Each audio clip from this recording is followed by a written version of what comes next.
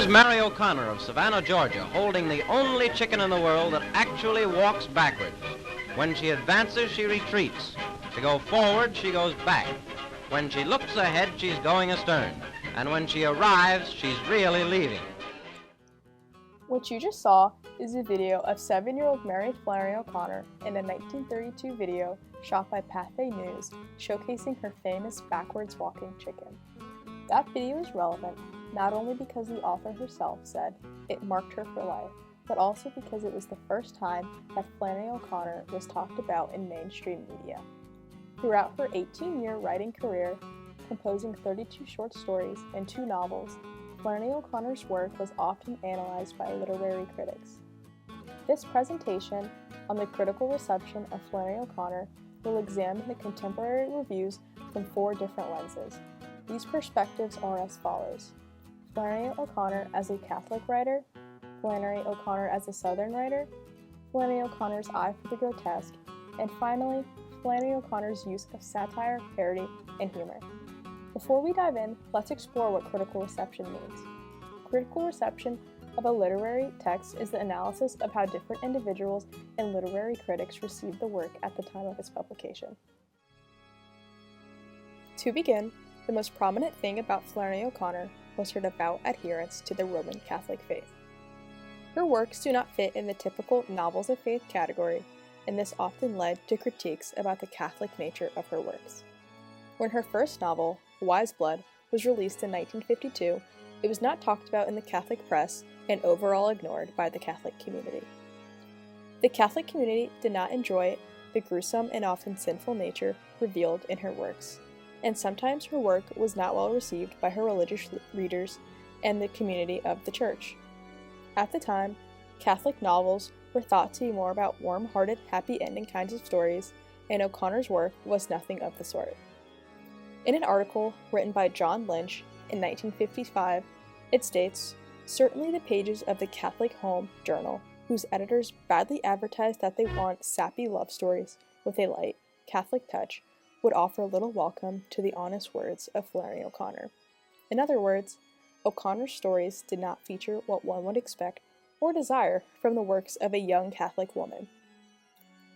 Also, Catholics received O'Connor as judgmental, which made them shy away from her work.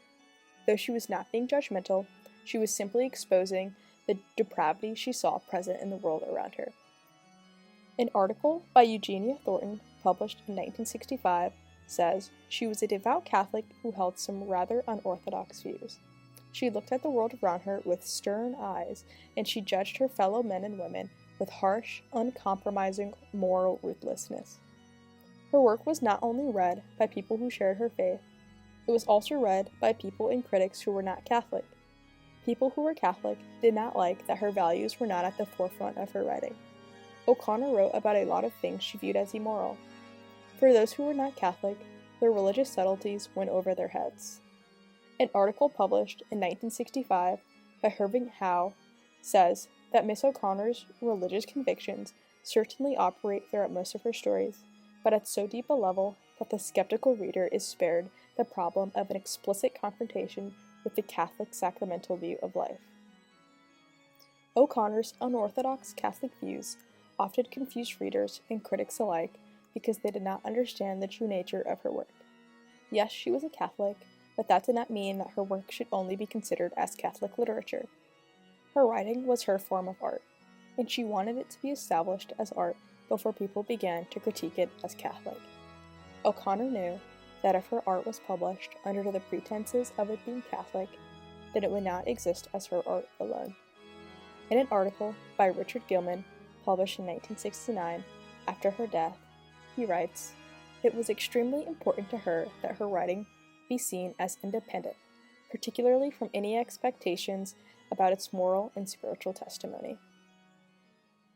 It is impossible to talk about what critics thought of Flannery O'Connor's works without talking about her Southern heritage. For all of O'Connor's works take place in Southern settings and feature Southern characters.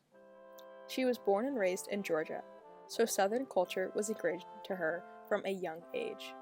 With a thick Southern accent and a love for the region she grew up in, O'Connor made no secret of her heritage. This love was represented in her works through O'Connor's heavy utilization and recognition of the southern region. Many critics took notice of this and reviewed her works specifically in relation to how she portrayed the region. The consensus on the critical analysis of this aspect of her works was that O'Connor expertly and realistically portrayed Southern people, places, and culture through her works. In her essays and lectures, she went into depth on the importance of maintaining the integrity of Southern literature by not over-dramatizing the South, but also not completely ignoring it. One article that was written about the points made in O'Connor's lectures puts it perfectly by stating, "She blasts Southerners who so saturate their work in y'all fiction that it becomes a hopeless and useless parody of real, pungent life." Miss O'Connor insisted, however, that if the Southern writer forsakes his roots and background to write fiction equal at home in Passaic, New Jersey, he commits another failure. The reality and the strength are in the balance, and Flannery O'Connor was poised over the literary abyss, never making a false move. O'Connor's beliefs on how her home region should be represented is so delicate and difficult to balance that it is described as a literary abyss. To be able to represent the South in the way that O'Connor is describing, the author must be talented and well acquainted with this region. This review, put on in a Cleveland newspaper, recognizes O'Connor's talents by acknowledging that she never made a false move, even in the face of this challenge. Another reviewer also acknowledged O'Connor's realism in an article from a newspaper in Columbus, Ohio. In a review on her work, The Violent Bear It Away, the critic states, "It's a truism to say that Miss O'Connor's knowledge of the southern rural scene is remarkable." There are multitudes of reviews on her works exactly like this, commending O'Connor's accurate and thorough portrait of the South. A magazine published in her home state of Georgia wrote that she was a compelling voice, one of the few Southern writers who have used the Southern dilemma, the Southern scene, and the Southern idiom to vault the whole milieu and place her portrayal of the insular on a universal plane. Some reviews of O'Connor focus on how her portrayal of the South was unique to her. One article from a Catholic magazine wrote that all of the South, as every average reader knows, is like Gaul, divided into three parts: Magnolia south of the Civil War, costume romance, the bayou south of decadent honor and craft-ebbing sin, and that last great battleground of cultural conflict, Yaknapanauka County. Miss O'Connor's South cannot be located anywhere on this distorted literary map, but it does seem typical of large sections of real-life Georgia and Tennessee, and large sections of many other parts of the world where real people struggle with real emotions. It is the typical and essential which interests her, not the unique of abnormal psychology, nor the encyclopedic detail of photographic realism. This review of her work demonstrates how she deviated from the romanticized and dramatized portraits of the South that had been the norm before her. Instead of following the lead of the Southern authors that came before her, O'Connor took a different approach and dedicated her works to realistically portray the region she grew up in. This dedication to a new kind of portrayal of the South led to her being compared to her contemporaries who stuck with the dramatized version of the South. One critic compared O'Connor's work to Southern novelist and short story writer Eudora Welty. The review posted in the literary magazine, The Kenyon Review, states, "The question of the South comes up, and the differences between Miss O'Connor and Miss Welty are great. Their regionalism is incontrovertible, but it is, I think, in the differences that we may see the rescue of Miss O'Connor and the continued confinement of Miss Welty. Miss Welty deals with the South that almost never was. Miss O'Connor deals with the South that is." The consensus on O'Connor's abilities as a Southern writer seems to be that she outshone her contemporaries and left a mark on Southern literature through her dedication to a realistic portrayal of the South. Next, we are going to examine how critics received Flannery O'Connor in her use of the grotesque. Grotesque means odd, unnatural, absurd, distorted, shocking, bizarre, or comically ugly. With this definition, almost all of Flannery O'Connor's characters can be called grotesque, or what one might call a freak. Writing in 1952 about the novel Wise Blood, critic Carl Hartman says that O'Connor maintained a fine balance of juxtaposition and combining of ugliness with beauty, reality with unreality, normality and abnormality, humor with the distinctly unfunny. It is this perfect mixture that he believes makes O'Connor one of the most gifted novelists of the grotesque. As mentioned earlier, O'Connor was a devout Roman Catholic, yet her stories were full of gore, violence, and sinners. One critic, Walter Allen, remarked, "Her characters are grotesque precisely because they are spiritually primitive and afflicted both in mind and body." Many of O'Connor's characters are missing limbs, morbidly obese, outwardly ugly, elderly, bitter, or God-haunted. Allen believed that so many of O'Connor's characters are this way because she wanted to show the consequences of Protestant primitivism on the culture. Critic Ted R. Spivey believed that the element of grotesque found in O'Connor's characters were a reflection of human beings in reality. When reviewing O'Connor's works, he wrote, "For any basic truth to have meaning in literature, it must be seen in relationship to the essence of life in a particular time." Spivey believed that O'Connor's grotesque characters were written to reveal a certain truth about the nature of human beings. It is important to note that O'Connor's belief was that mankind's most important relationship is his relationship with God. So when inquiring into what O'Connor would want to reveal about mankind, it is safe to assume that she would want to reveal man's desperate need for God. Spivey continued writing and said, "By now nearly everyone has accepted the fact that Western man has in his soul a powerful destructive element, which often makes him behave in a violent and grotesque manner." Critics believed that O'Connor's grotesque and freakish characters were not simply the result of her creative mind wandering to create the most grotesque characters and situations purely for entertainment purposes, but instead to show that within man is evil, violence, and grotesqueness that could only be remedied with a savior. Another critic, Lewis A. Lawson, went as far as to say that O'Connor's Wise Blood is the most grotesque work in all of Southern fiction and one of the most impressive creations of the School of Grotesque, or School of Southern Gothic. Lawson would agree with Spivey's assertion that O'Connor's use of grotesque characters were to reveal mankind's inherent need for God, but would disagree on the realness of said characters and the situations they are put in. When writing on the unchanging character of Hazel Motes, Lawson noted, "O'Connor concentrated instead upon constructing a caricature whose flatness continually reminds us that he is unreal. She has no interest in Hazel Motes as a human being."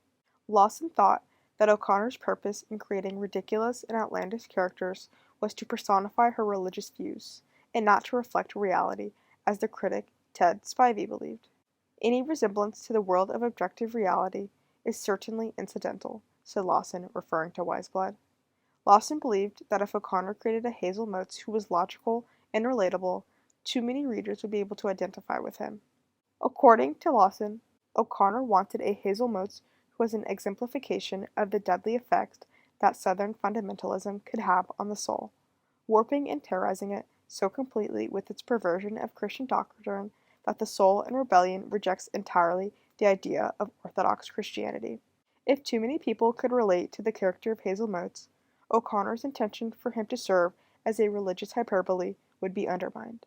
To recap, most critics agree that O'Connor's purpose in creating such grotesque characters was to push a spiritual message, one that criticized Southern fundamentalism, but also highlighted mankind's need for God. Along with being a gifted writer of the grotesque, Flannery O'Connor also mastered the use of satire, parody, and humor.